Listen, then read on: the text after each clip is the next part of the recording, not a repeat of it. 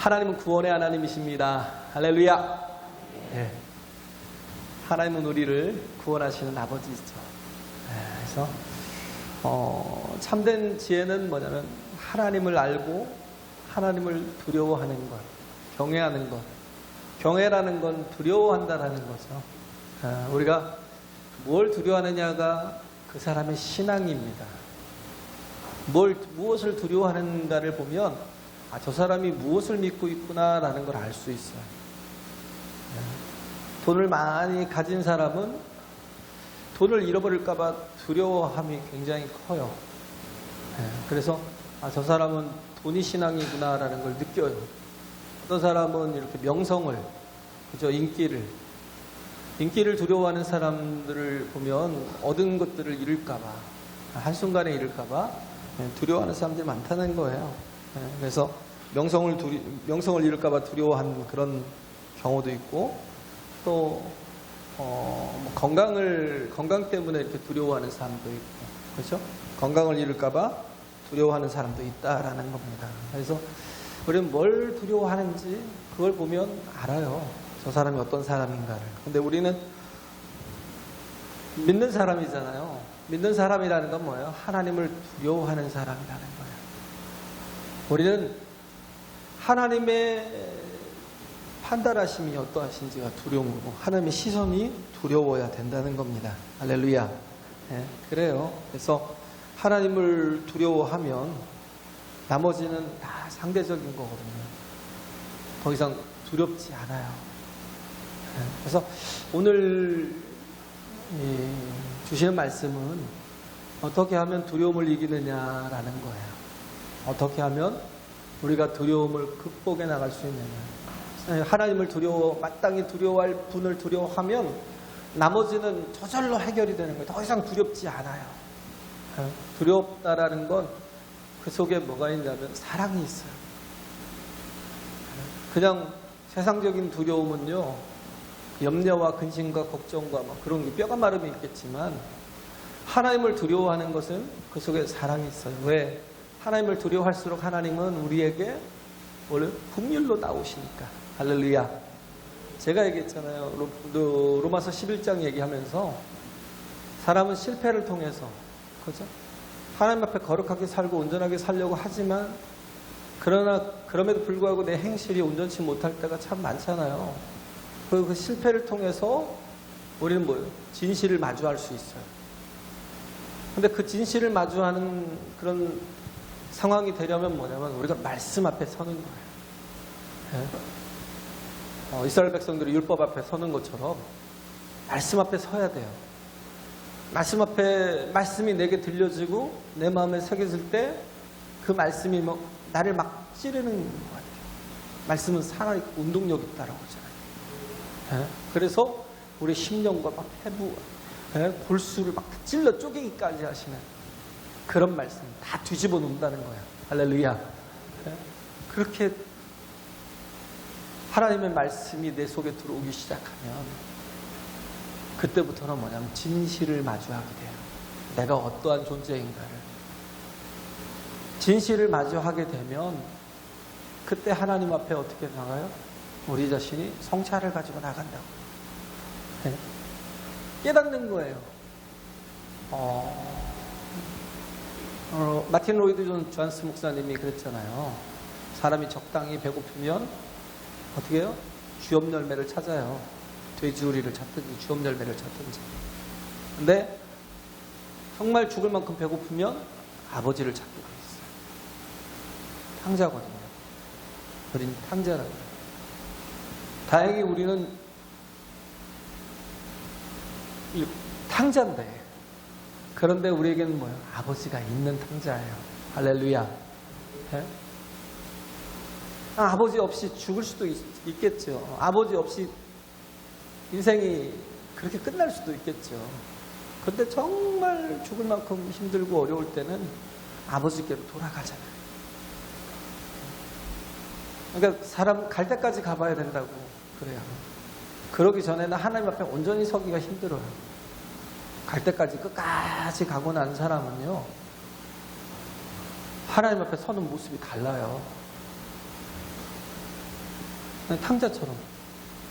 그래도 뭐 돼지가 먹는 쥐염 열매라도 얻어먹을 수 있는 그 상태에서는요, 하나님을 안 찾는다니까요. 뭔가 세상에서 아직도 얻을 게 있는 사람은요, 하나님 별로 찾지 않아요. 누가 그러더라고요. 그래서 가장 전도율이 많은 사람, 전도를 잘 하면 받아들일 수 있는 사람은 암환자들이래요. 암환자들. 그런 사람들은 거의 90%가 마음이 열려있대요. 왜냐하면 죽음 앞에 직면해 있는 사람들이기 때문에. 거의 암환자들은 발견되면 3기예요. 아니면 정말 심한 사람은 4기, 말기고. 그러니 어떻게 돼요? 죽음 앞에 서 있는 사람들이거든요. 하나님의 복음을 들으면 영접하는 가능성이 굉장히 크다는 거예요. 뭘 하더라도요, 그냥 집중적으로 해보세요. 막 몰입해보세요. 세상 거 그냥 가서 나이트클럽 가서 놀고 싶으면요, 정말 죽을 만큼 힘들 때까지 놀아보세요. 거기에 몰입해보고 거기서 최선을 다해보고. 근데 가장 어려운 사람이 뭐냐면 같이 가는 거예요. 참 힘든 게 못 버리는 거예요. 술도 못 버리고 향락도 못 버리고, 그러면서도 신앙생활을 한다고 또 이렇게 같이 이렇게 겸하여 이렇게 있으면 주님을 만날 수가 없어요. 더 오히려 힘들어요. 아예 깨질 만큼 깨지고 상할 만큼 상하고 부서질 만큼 부서지고 나서, 그러고 나서 하나님 앞에, 말씀 앞에 서면요, 이 사람은 100% 주님 앞에 돌아올 수 있습니다. 근데 거의 대부분의 성도들이 바리새인 같은 모습, 외식하는 거예요. 왜? 남들만 모르면 되는 거예요. 마귀가 주는 생각이거든요. 남들만 모르면 되지 않냐라는. 네? 남들만 모르면 돼요? 알아요. 왜? 하나님이 아시기 때문에. 할렐루야. 하나님을 두려워하라는 말이 뭐냐면 그거예요. 내가 남들이 없을 때, 남들이 보지 않는 그곳에서 어떻게 하는지 다 아시기 때문에. 그렇기 때문에 하나님을 의식하는 사람은요, 그 속에서 편하지 않아요. 거기에 머물지 않는다고요. 하나님이 자기 마음속에 들어와 있고 하나님이 계산이 되는 사람은 하나님 보고 계시지. 이런 사람은 절대 신앙 자체가 외식되지 않아요. 외식하지 않아요. 근데 사람만 모르면 되는 건 줄 알고, 그냥 사람만 안 보면 되는 줄 알고, 그냥 세상과 주님을 겸하여 섬기는 사람들은 진짜 힘들어요. 하나님 앞에 진짜 한 번도 순종하지 않아요. 하나님 앞에 깨져 본 적도 없어요. 기도한 적도 없어요. 제대로 예배해 본 적도 없어요. 예배는 하도 도대체 예수님이 주인 되지 않아요. 그래서 예수님께서 제일 처음 하시는 말씀이 바리새인의 누룩을 조심하라. 왜냐하면 그들의 외식이 모든 사람들에게 영향을 미치니까. 누룩이 뭐예요? 그 가루 서말 속에 누룩 조금만 들어가서 막 물 좀 넣고 반죽을 하면 조금 있으면 막 부풀어 오르고. 그들의 외식이 누룩 같은 거라는 거예요. 많은 사람들에게 영향을 끼치는 거예요. 남들이 모르면 되니까. 그렇게 살아가니까 뭐예요? 다른 사람들도 저게 참 신앙인가 봐. 우리도 저 정도 살면 되나 봐. 적당히 살면 되나 봐. 예수님이 주인 되면 더 피곤해지고 힘들잖아.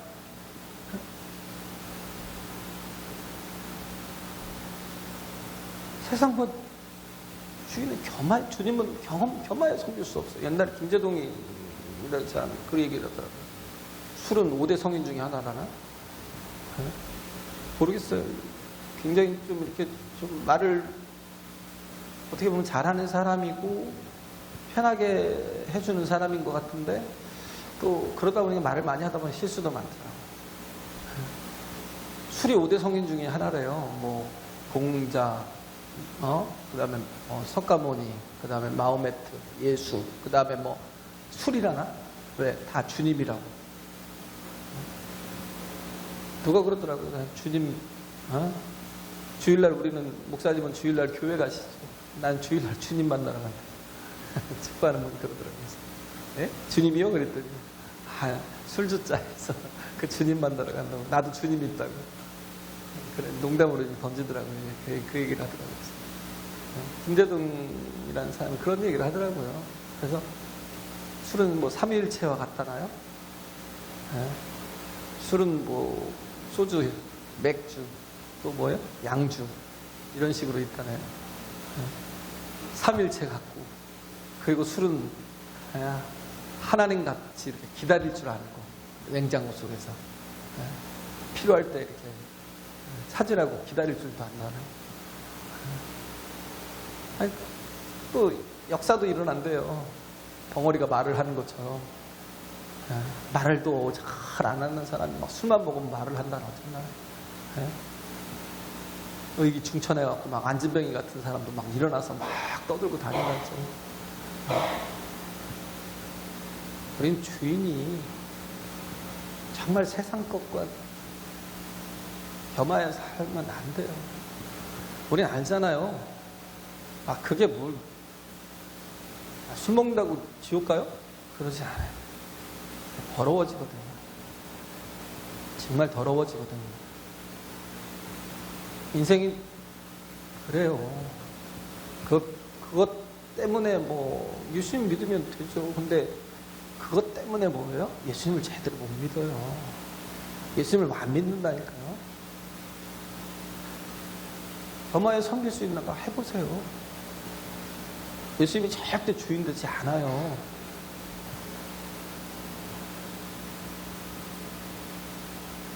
모든 걸 다 이렇게 외식하는 모습으로 살아가는, 예수님이 가장 싫어하는 모습이잖아요. 외식하는 모습. 그죠? 근데 그것이 누룩처럼 번져요. 나로부터 내 자식들에게까지, 내 자자손손 계속 대대로, 우리 집은 예수를 믿는데, 우리 집은 술도 좋아하고, 우리 집은 또 예수를 믿는데, 우리 집은 세상 것도 세상 잡기도 좋아하고. 누룩이에요, 누룩. 정말 회개해야 돼요. 끊어야 돼요. 돌이켜야 돼요. 정말 무서운 거거든요. 우리는 오직 예수만이 우리 주인 되셔야 된다는 거예요. 할렐루야. 하나님을 두려워해야 돼요. 아무도 보지 않는 그곳에서 하나님을 두려워할 수 있어야 돼요. 그게 믿음이라니까요. 아무도 없는 그곳에서 하나님이 보신다는 걸 깨닫지 못하는 사람은 진정한 신앙이 되질 않아요. 마귀가 계속 던져주는 게 그런 거예요. 누가 모르면 그건 죄 아니야. 그죠? 뭐 세상적으로 뭐 증거 있어? 증거 없으면 죄 아니에요. 무죄 추정의 원칙으로 아무것도 할 수가 없어요. 증거가 없이는. 하나님은 아신다니까요. 다 보셔요. 마지막 날에 다 하나님 앞에 심판대 앞에 서는 사람은요, 다 까발려진다고. 근데 예수가 주인 된 사람은 뭐예요? 증거가 있어요. 예수께서 흘려주신 보혈이 있다고요. 할렐루야. 그게 모든 걸 다 덮는다고. 그렇기 때문에 우리는 마땅히 두려워해야 될 것을 두려워해야 돼요. 그러지 않으면요, 엉뚱한 것들 속에 정말 거기에 사로잡혀서 그 죄로 인해서 어떻게 해요? 점점 더 죄의 수렁 속에 빠져서 죄 때문에 두려워한다니까요. 자꾸 죄를 짓다 보면 그게 결국은 나를 죽이는 거라고 하잖아요. 욕심이 아주 죄를 낳고 죄가 장성하지 사망을 낳느니라. 죄가 좋죠. 달콤하죠. 뭐 향락도 있고. 제가 목사라서 그런 소리 하는 게 아니에요. 아이고 세상 물정 모른다고. 목사님 사회생활 안 하니까 그러지. 정말 그래요?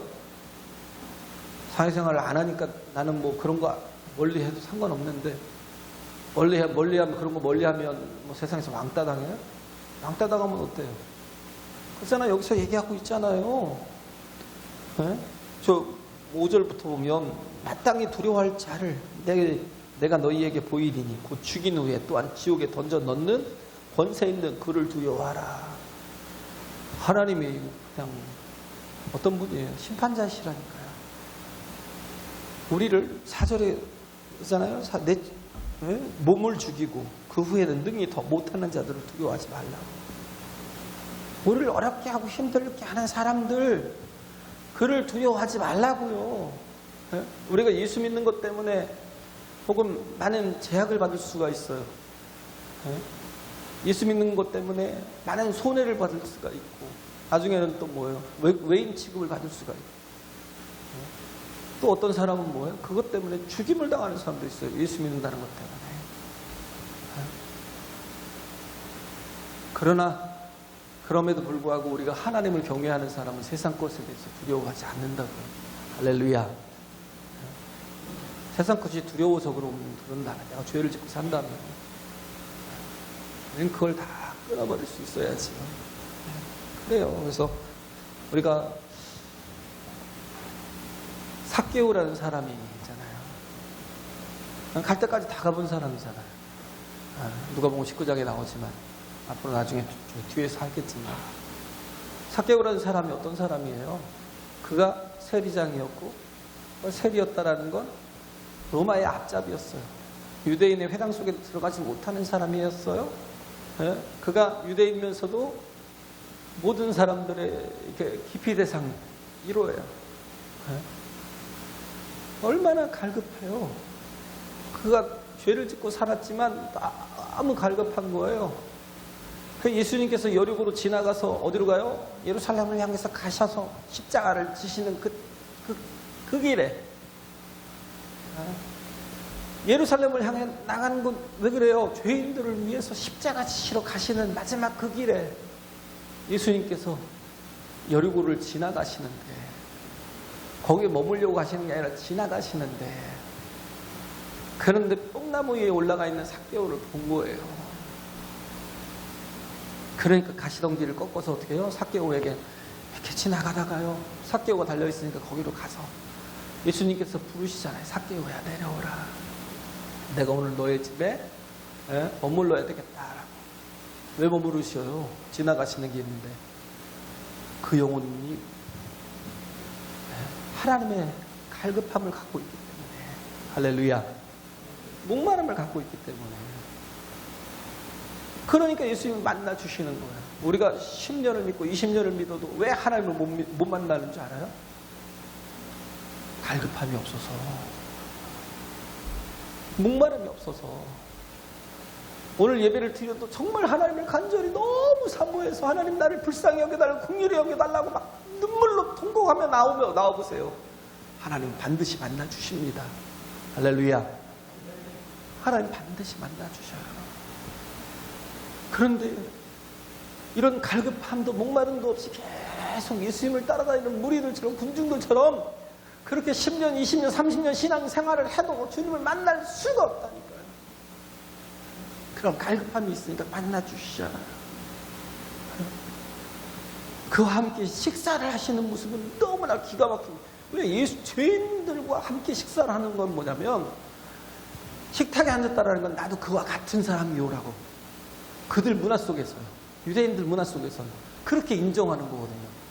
절대 죄인들과 가까이도 안 하겠지만, 식사 자리는 아예, 유대인들은 아예 죄인들과 함께 하지 않거든요, 식사를. 근데 예수님은 그와 함께 하면서 그를 기뻐하고 축복하는 거예요. 그러니까 어떻게 해요? 그가 뭐예요? 참된 자유를 얻은 거예요. 자유라는 게 어디서 와요? 그렇죠? 아까 성실, 아니 뭐였죠? 성실이 아니라 성찰. 우리는 그잖아요. 우리는 진실한 하나님의 말씀 앞에 서면 나를 진실히 보게 되거든요. 가면을 쓰지 않아요. 페르소나가 아니라 퍼슨이잖아요. 퍼슨. 가면 쓰고. 원래 사람이 그래요. 뭔가 화장을 하고 치장을 하고 뭔가 이렇게 그냥 모습으로 가면 무시당할 수 있고 그냥 모습으로 가면 정죄당할 수 있으니까 페르소나 같은 존재다. 가면을 쓰고 살아야 되는데 그런데 말씀 앞에 서면 진실된 나를 발견하거든요. 그럴 때 어떻게 해요? 나를 성찰하게 되고 그래서 어떻게 해요? 회개로 가는 거예요. 그렇잖아요. 그 탕자가 어떻게 했어요? 아버지 집에는 풍족한 품꾼들이 얼마나 많으냐. 내가 그래서 이제 아버지께로 가는데 도무지 내가 아버지 아들이라고 인정을 받지 못하겠다는 거. 그냥 품꾼의 하나로 보시도록 나를 사용해달라고 내가 그렇게 부탁을 하면서 가야 되겠다. 염치도 없지만 그러나 내가 이제는 품꾼으로서 내가 아버지께 돌아가야 되겠다라고 생각하고 가는 거예요. 자기를 성찰하고 돌아가니까 그 아버지는 어떤 분이에요? 아들이 돌아오기를 동구 밖에서 그렇게 매일같이 기다리는 아버지시라니까요. 할렐루야. 사랑하는 아버지라고요. 아들을 정말 사랑하는 아버지. 우리 하나님 앞에 우리 자신을 온전히 성찰하고 돌아가면 하나님은 어떤 것을 나와요? 긍휼로 나온다고요. 그러니까 신앙이 우리는 부족하고 연약하고 죄 많고 허물 많지만 하나님께서는 나의 아버지시라 나의 모든 죄를 용서하실 거야 라는 이 믿음을 가지고 나가는 사람. 할렐루야. 그러면 반드시 무슨 일이 일어나요? 주님의 긍휼이 성찰과 긍휼이 만난다고요. 반드시 만나니까 그 믿음은 어떻게 해요? 아름다움으로 드러날 수밖에 없는 거라고요. 할렐루야. 가장 아름다움은 왜? 하나님은 나의 아버지시고 나를 사랑하시기 때문에 얼마든지 나를 긍휼히 여기시며 나를 맞아주시기 때문에 내가 성찰을 가지고 주 앞에 나가면 그때 가장 큰 사랑의 아름다움을 볼 수 있어요. 이걸 삭개오가 경험한 거예요. 삭개오가. 그러니까 어떻게 해요? 더 이상 죄에 매이지 아니하고 더 이상 유대인의 이 정말 외식하는데 매이지 아니하고 뭐예요? 자유. 이 사람은 원래부터 죄인이었으니까 그런 죄인을 예수님이 긍휼히 여겨주시는 그 모습을 보니까 자유자가 되는 거예요. 이 샬롬이라는 거, 평강이라는 게 어디서 온다고요? 이 평화라는 건 이사야 40장 4절에서 골짜기마다 메워지고 푹 파인 골짜기마다 뭐예요? 메워지고 이 샬롬이라는 게 뭐냐면 평탄케 하다라는 뜻이 있어요. 평탄케 하다. 샬롬이라는 뜻이요. 평균케 하다. 평탄케 하다. 그래서 골짜기가 푹 파였어요. 이게 뭐예요? 죄를 지으면 내 인생이 팍 파인 인생이 되는 거예요. 골짜기 같은 인생이 되는 거예요. 그게 내 힘으로 메워지냐고요. 하나님이 용서하시고 이 골짜기가 메워진다는 거예요. 할렐루야. 그리고 산마다 작은 산마다 이 골짜기가 도두어지고 그렇죠? 도두어지고 산마다 작은 산마다 뭐예요? 평탄케 된다는 거예요. 낮아진다는 거예요. 그래서 뭐예요? 평탄케 되면 어떻게 돼요? 우리가 어디에 빠질까봐 막 눈 뜨고 막 맨날 불안해서 다닐 필요도 없고 어디 부딪힐까봐 염려하고 다닐 것도 없고 그냥 너무 모든 게 평안히 주님 안에서 갈 수 있는 그런 길을 주님께서 열어주신다는 거예요. 할렐루야. 이게 샬롬이거든요. 근데 이 골짜기를 메우는 걸 우리가 못하니까 어떻게 해요? 예수께서 하신 거예요. 우리 모든 죄의 값을 치러주셨다라는 거예요. 할렐루야. 값을 치러주셔야 된다는 거예요. 죄의 삭은 사망인데 내가 죽으면 끝이잖아요. 죄의 삭은 사망이잖아요. 근데 내가 이 목숨 가지고 안 되잖아요. 그러니까 예수께서 오셔서 어떻게 하셨어요? 나 대신 죽으신 거예요. 그 죄값을 치러주신 거예요. 그 골짜기를 메워주신 거예요. 그걸 평탄케 하신 거예요. 그러니까 그 속에서 뭐가 나와요? 하나님과의 화목이 이루어지고 거기서 뭐예요? 자유가 있는 거예요. 그러니까 더 이상 두려운 게 없어요. 더 이상 두려운 게 없다고요. 하나님 정말 마땅히 두려워야 될 하나님을 두려워하는 사람은요 그 어떤 것도 더 이상 두려울 게 없다고요. 할렐루야. 그러다 보니까 삭개오가 뭐예요? 돈에 환장했던 사람이잖아요. 그죠? 로마가 세를 징수할 때 너는 요것만 내게 걷어오라는 거예요. 100만 원만 걷어와. 그러면 그냥 사람들한테 세금을 자꾸 뭐 어떻게 이제 하다 보니까 걷다 보면 2배도 되고 3배도 되고 4배도 되고 10배도 되고 하겠죠. 근데 줄 건 딱 그것만 주면 되거든요. 100만 원만 주면 되잖아요. 나머지는 뭐예요? 자기가 갖는 거죠. 그렇게 해서 살아왔던 사람이에요. 아주 돈에 대해서 징글징글하게 살아왔던 사람이에요. 돈을 가진 사람들 보세요. 더 징그러워요. 진짜요. 돈을 가진 사람들이 더 잘할 것 같죠? 아니면 더 징그럽다니까요. 10원 하나에도 얼마나 인색한지요. 그러니까 부자가 되는 거예요. 근데 뭔 얘기가 이렇게 왔죠? 그런 삭개오였는데 뭐예요?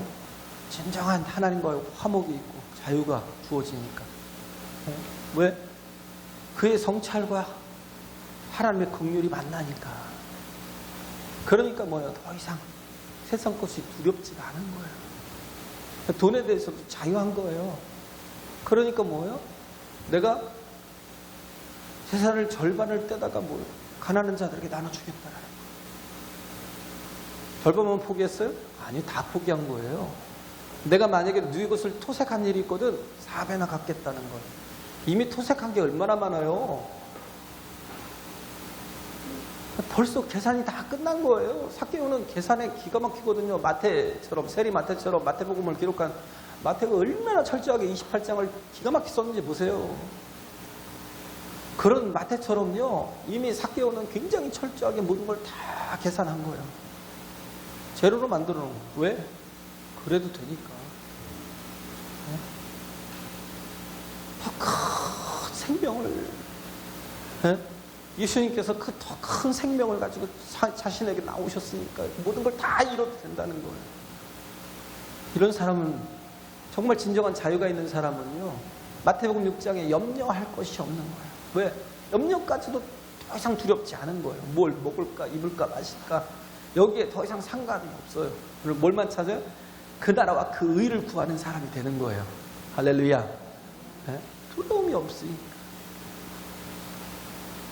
오직 뭐만 두려워요? 하나님만 경외한다고요.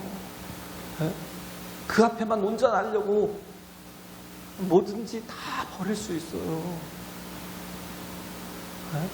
그래서 솔로몬과 다윗의 차이가 있다니까요. 솔로몬은요, 열왕기상 4장인가요? 거기에 보면 어마어마한 태평성대를 이뤘잖아요.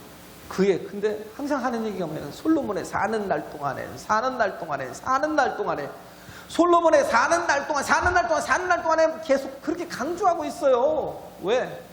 그때 태평성대가 있었다는. 그 다음에 뭐예요? 없어요. 아무것도 없어요. 다윗은 어때요? 다윗은 고난이 되게 많았어요. 태평성대는 무슨 솔로몬 같은 사람, 그런 아들이 있다는 것 자체도 좀 신기하죠. 그 정도로 고난이 되게 많고 어려움이 많았던 사람인데, 그런데 그 사람은 뭐 했던 사람이에요? 그 고난 가운데서도 찬송을 했고요. 그 고난 가운데서도 하나님의 말씀을 지키며 살았고요. 그 고난 가운데서도 정말 하나님을 두려워하는 존재로 살았다고요. 할렐루야. 그러니까 어떻게 해요? 그 다윗의 자손이 다윗을 통해서 어떻게 해요? 계속 이어서 가잖아요. 그 여로보암이 로보암 때, 솔로몬의 아들 로보암 때 10개의 지파를 독립시켜서 나가버렸잖아요. 여로보암이. 그래서 북이스라엘과 남유다로 나눠졌는데, 북이스라엘은 계속해서 뭐예요? 9번의 쿠데타가 있었어요. 9번에 19명의 왕이 있었는데 9번의 쿠데타가 있었다니까요. 훨씬 더 많은 왕들이 유다에는 있었지만 한 번도 쿠데타는 없었어요. 그렇게 된 게 뭐냐면 다윗 때문에.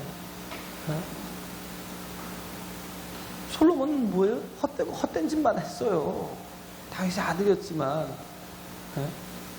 근데 다윗의 그 그 고단 가운데서 불렀던 찬양이 지금도 불려지잖아요. 할렐루야. 그잖아요. 솔로몬의 그 모든 얘기들, 뭐 그런 찬양이나 그런 게 별로 없어요. 있어도 거기에 대한 건 뭐 별로 기억도 없어요. 솔로몬을 좋아하지도 않고 존경하지도 않고. 나중에 예수님이 뭐라고 그래요? 약간 조롱하는 다 얘기하잖아요. 솔로몬의 입은 옷도 입고 하나만 못해. 우리는 솔로몬이 되고 싶죠. 모든 영광과 영광과 막 그걸 다 얻고 싶죠. 근데 다윗은 어떻게 했어요? 그 고난 가운데서 불렀던 찬송이 지금도 우리가 부르는 찬양이 되어 있어요. 할렐루야. 그 믿음이, 그 삶이 영원하다라는 거예요. 그래서 우리가 참을 살아도요, 다윗과 같이 영원을 추수하는 삶을 살라고요. 영원을 결실하는 삶을 살라고요. 영원에 대한 열매를 거두는 삶을 살라고요. 솔로몬의 사는 날 동안에 태평성대를 이루면 뭐하고요? 안에 1000명을 두면 뭐하고요? 저쪽 밑에 뭐 애국까지 또 혹은 저쪽 유브라데까지 올라가 있으면 뭐하겠어요? 그 권세가. 중요한 건 우리가 하나님 안에 있으면 우리는 영원히 사는 그런 존재이기에 우리는 그 어떤 것도 더 이상 두렵지 않아요. 거기서 어떤 것도 매이지 않아요. 돈에도요, 또 혹은 죽음까지도. 그러잖아요. 죽음까지도 매이지 않아요. 믿음의 사람들은. 할렐루야. 바울 보세요. 막 내가 하나님 앞에 전제와 같이 다 부어지는, 이제 내가 떠날 날이 가까웠다는 거. 내가 전제와 같이 다 붙고 가겠다는 거예요. 베드로도 뭐예요? 내가 어떻게 예수님과 똑같이 십자가를 그렇게 지고 갈 수 있어? 나를 십자가에 거꾸로 매달아달래요. 십자가의 죽음 앞에서 그렇게 말한다니까. 뭐예요? 죽음도 초월하는 거예요. 죽음도 더 이상 두려움이 아니에요. 더 이상 뭐예요? 이 사람들은 이런 바리새인들의 누룩 속에 갇혀 있지 않아요. 외식하지 않아요. 왜? 마땅히 두려워해야 하나님을 바라보고 나가니까. 할렐루야. 내가 성찰로 나갔더니 하나님께서 긍휼로 나오시더라는 걸 아니까. 아버지요, 나를 품고 내 하늘을 먼저 보소서. 그러고 아버지께 나가서 나갔더니 아버지께서 막 동구 밖에서 걸어오는 아들을 보고 막 뛰어가서 그를 안고, 아니야 널 어떻게 품고, 너를 무슨 소리야, 너는 내가 잃었다가 정말 찾은 아들이고 죽었다가 다시 살아온 아들이야. 그러고 막 그를 위해서 울잖아요. 그리고 어떻게 해요? 그를 위해서 잔치를 벌여요. 소를 잡아라, 송아지를 잡아라. 그를 갖다 씻기고, 그를 갖다 또 그에게 손에 가락지를 끼우고 새 신을 신기고 새 옷을 입히고, 그러면서 막 그 기쁨을 나누는 잔치를 벌이잖아요. 아버지의 두려워한다라는 것, 그 두려움 속에는 사랑이 있어요. 사랑이. 할렐루야. 목숨도 불사할 수 있는 사랑. 주기철 목사님이 그랬어요. 주기철 목사님이 지금은 교도소지만 그때 형무소잖아요. 형벌을 받는 그런 곳이라고 해서 형무소예요. 지금은 뭐 교화를 시키겠다라는 교도소지만, 그 교도소 형무소에 들어가서 거기서 죽었잖아요. 근데 그 형무소에서 한 6일은 가둬놓고 하루는 이렇게 집에 보내주더래요. 그래야 마음이 약해지니까.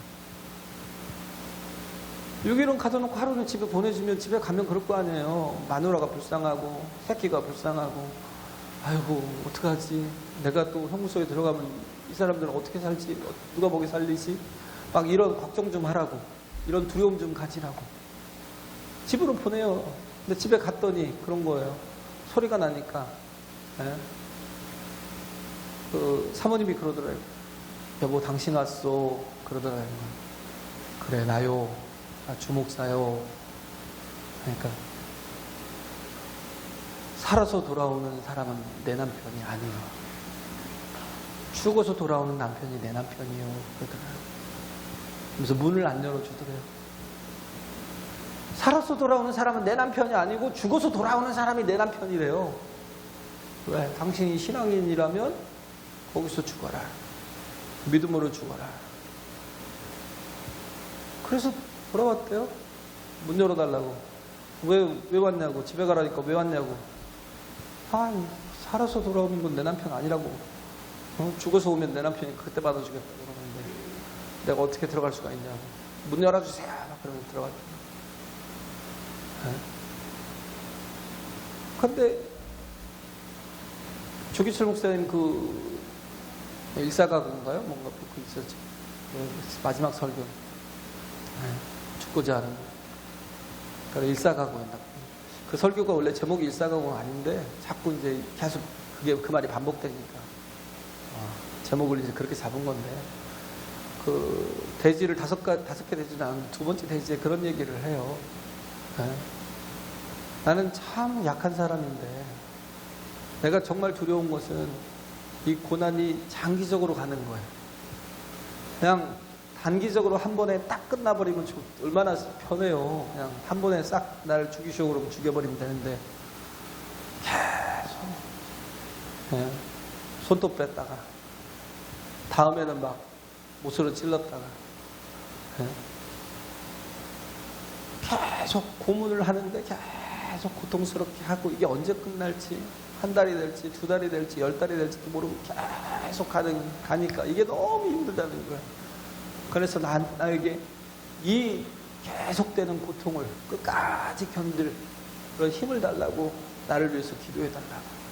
두 번째는 이제 그런 내용이 나오거든요. 그냥 모판 위에도 걷잖아요. 모판 위에도 걷잖아요. 우리는 걷겠어요? 나보고 모판 위에 걸으라면 저도 차라리 나를 죽여달라고 그럴 것 같아요. 근데 그걸 걷잖아요. 근데 그때 너무 그게 막 그 영화가 조기철 목사님 영화가 너무 지금도 막 생생해요. 그래서 솔직히 저도요. 그분은 강한 분이 아니거든요. 저도 약하잖아요. 근데 그분은 그렇게 말씀 앞에 서서 그렇게 약하지만 견딜 힘을 달라고 기도해 달라고. 그리고 그 길 끝까지 가서 결국 순교하잖아요. 강해서 그런 게 아니거든요. 마땅히 두려워야 될 하나님 두려워하면 얼마든지 이길 수 있거든요. 할렐루야. 우리 신앙이 하나님을 두려워하지 않으면 하나님이 주인되지 않으면 외식할 수밖에 없어요. 11절 12절에 보면 18절 9절에 보면 내가 또한 너에게 말하노니 누구든지 사람 앞에서 나를 시인하면 인자도 하나님 앞에서 인자도 하나님의 사자들 앞에서 저를 시인할 것이요 사람 앞에서 나를 부인하는 자는 하나님의 사자들 앞에서 부인함을 받으리라 그랬잖아요. 우리가 두려워하지 않을 힘은 어디서 나오냐면 시인하는 거예요. 할렐루야. 인정하는 거라고요. 시인한다는 거 인정하는 거, 하나님을 인정하는 거예요. 사람들 앞에서 하나님을 계속해서 주기철 목사님 같이 인정하고 또 인정할 때 두려움을 이길 수 있어요. 할렐루야. 네? 정말 두려움을 이길 수 있어요. 그래서 11절 12절에 보면 사람이 너희를 화당과 정사 잡은 이와 권세 있는 이 앞에 끌고 가거든 어떻게 무엇으로 대답하며 무엇으로 말할 것을 염려치 말라. 마땅히 할 말을 성령이 곧 그때에 너희에게 가르치시리라 하시리라 그랬잖아요. 우리는 참 뭐예요? 염려가 많아요. 그 염려도 뭐예요? 내가 그 뒤를 염려해요. 그 후를 염려해요. 그냥 내가 시인해버리면 되는데 그 다음에 사람들이 어떻게 나에게 정말 고통을 줄지 그걸 내가 이길 수 있을지 없을지 막 그걸 염려해요. 미리 땡겨서 염려를 하니까 뭐예요? 항복해요. 못해요. 믿음은요 뒤를 보는 게 아니에요. 뒤는 뭐예요? 하나님께 맡기는 거예요. 할렐루야. 뒤는 하나님께 맡기는 거예요. 아브라함이 그랬잖아요. 뭐예요? 가라. 내가 지시한 땅으로 가라 그러니까 갈 바를 알지 못하고 그냥 간 거예요. 왜? 하나님 신뢰하니까. 그잖아요? 갈 바를 알고 갔어요? 그 뒤를 알고 갔어요? 몰라요. 모르는데도 갔어요. 왜? 하나님 신뢰하니까. 하나님이 하시겠지. 네? 이삭을 번제로 드리라 그러니까 도대체 모르겠는 거예요. 도대체 하나님이 몰래게 주소를 기뻐하는 분도 아니고 그런 걸 원하는 분도 아닌데 왜 아들을 또 그것도 100세에 어렵게 주시고 그 아들을 통해서 큰 민족을 이루겠다고 하시고 축복의 통로로 온 열방의 축복의 통로로 세우시겠다 하셨는데 왜 그 아들을 번제로 드리나 하나 그 고민을 하지 않았어요. 그걸 염려하지 않았어요. 그냥 드린 거예요. 왜? 하나님은 어떤 하나님이에요? 없는 것을 있는 것 같이 부르시고 죽은 자를 살리는 하나님이시라는 걸 믿었기 때문에. 할렐루야. 죽이면 또 살리시겠지. 그렇잖아요? 얘가 또 살아서 또 다 똑같은 놈을 또 다시 있게 만드시겠지. 어떻게 하시겠지. 하나님을 믿으니까 뭐예요? 그 뒤를 염려하지 않아요. 무조건 하려고 하다 보니까 하나님이 놀래요. 손대지 마라. 손대지 마. 하나님이 놀래요. 그 믿음. 하나님이 이미 아셨겠죠. 우리 신앙이 마찬가지예요. 우리는 뒤를 염려할 게 없어요. 우리는 계속해서 시인하라고요. 하나님을 시인하라고 인정하라고요. 할렐루야. 예? 인정하고 시인하면 하나님께서 성령을 통해서 마땅히 우리가 할 말을 준 것이 오히려 그 자리가 어떤 자리가 돼요? 복음을 전하는 자리가 되잖아요. 베스도와 이렇게 그 총독들 앞에서도 바울이 판단을 받고 재판을 받고 있는 중에도 거기서도 전도를 하잖아요. 이게 가능하다니까요. 왜? 왜 가능해요?